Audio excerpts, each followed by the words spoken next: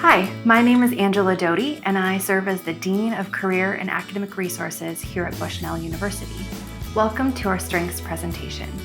Strengths is something that we've woven throughout the curriculum in many of the courses here at the university. And I'm really excited to share with you this content and help you move forward in your own understanding of yourself and others. So what is a strengths perspective? A strengths perspective is based on two premises. First, individuals already have within themselves what they need to succeed. Isn't that encouraging? You already have what you need to be successful. And two, individuals gain more when they build on their talents rather than when they make comparable efforts to improve upon their weaknesses. So investing energy in the things that you're already inclined or good at versus the things that you're not so good at actually makes better gains. Normally, if we were in a classroom, I would have you do a writing challenge, using your dominant hand to sign your name as many times as you possibly could in the span of 30 seconds. We're not in class, so I won't make you do that on your own as you watch this video.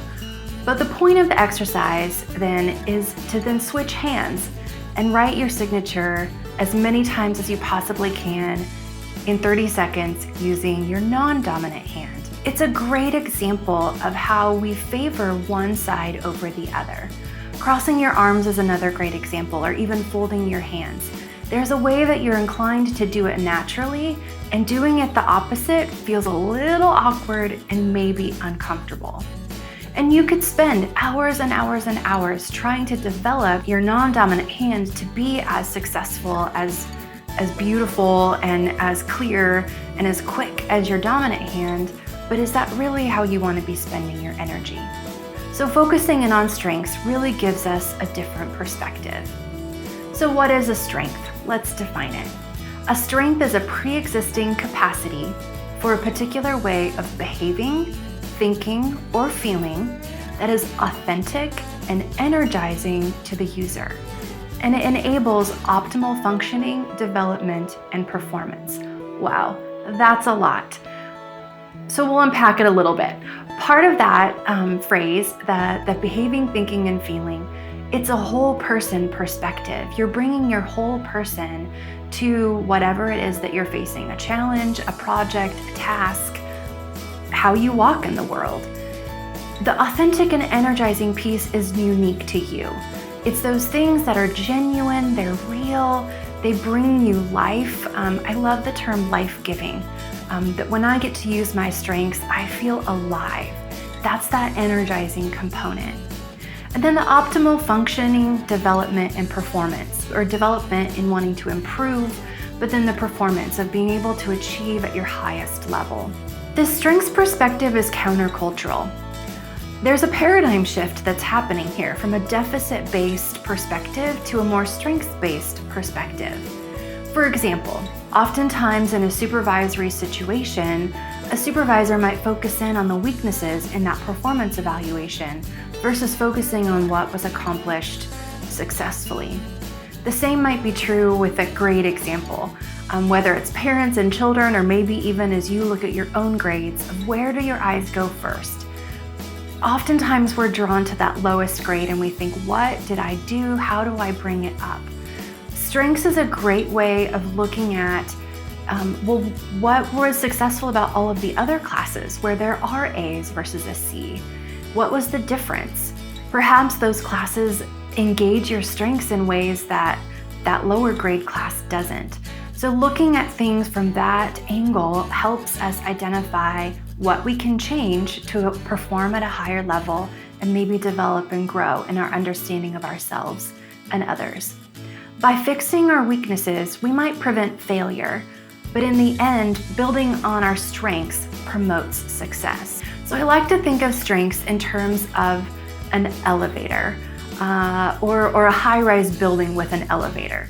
Your top 5, which are the results that you have in front of you, this is kind of where you live. This is your default mode or your go-to set of strengths that you live in every single day. Now you have all 34 themes. So if you think of it in terms of floors, you live in the penthouse. That's a pretty great place to live, right? But there are times when you may need to access other levels in order to be appropriate in various situations. So even if empathy is not in your top 5, you probably need to go get it if you're going to a funeral.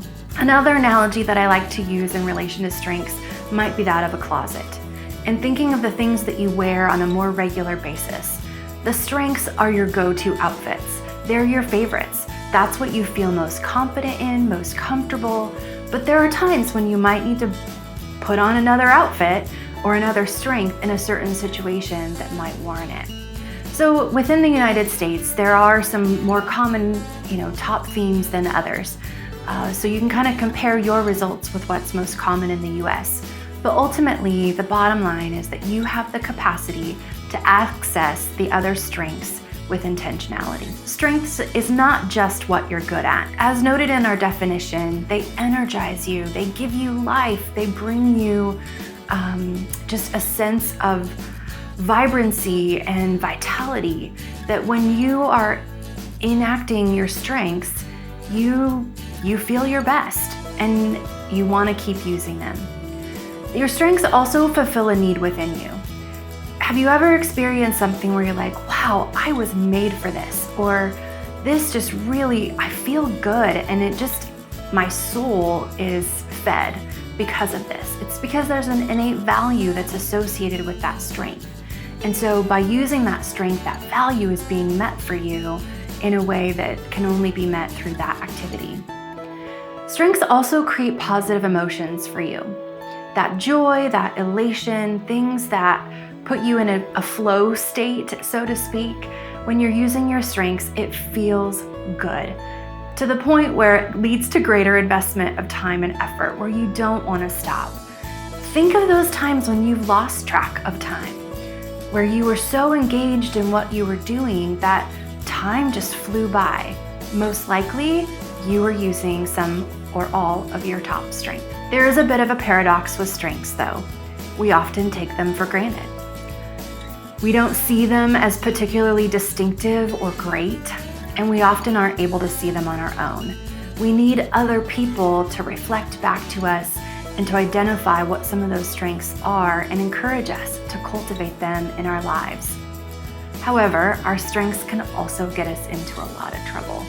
Each strength kind of has its own shadow side, shall we say, where if it's overused or we lean on it too much or are kind of stuck, it gets us into trouble. And I'm sure you've experienced times in your life where something that you thought was a strength overused became a liability. However, we can be intentional and use our strengths to overcome our weaknesses, to create more balance and an even-keeled approach to things.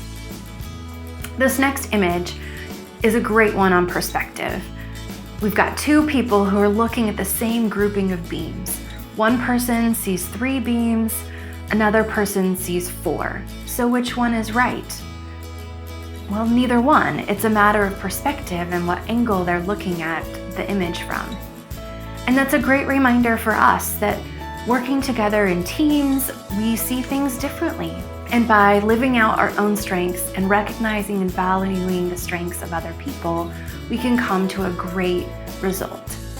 So I want to leave you with this. Talent plus energy multiplied by skills and knowledge equals strength. So at this point, those words on a page may not feel like a strength to you.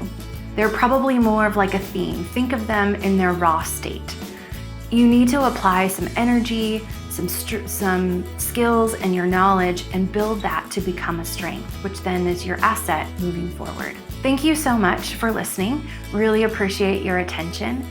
I want to let you know that we do offer career coaching in our career center, and I would invite you to dive deeper into your results and talk through them with one of our career counselors. Thank you so much and have a great day.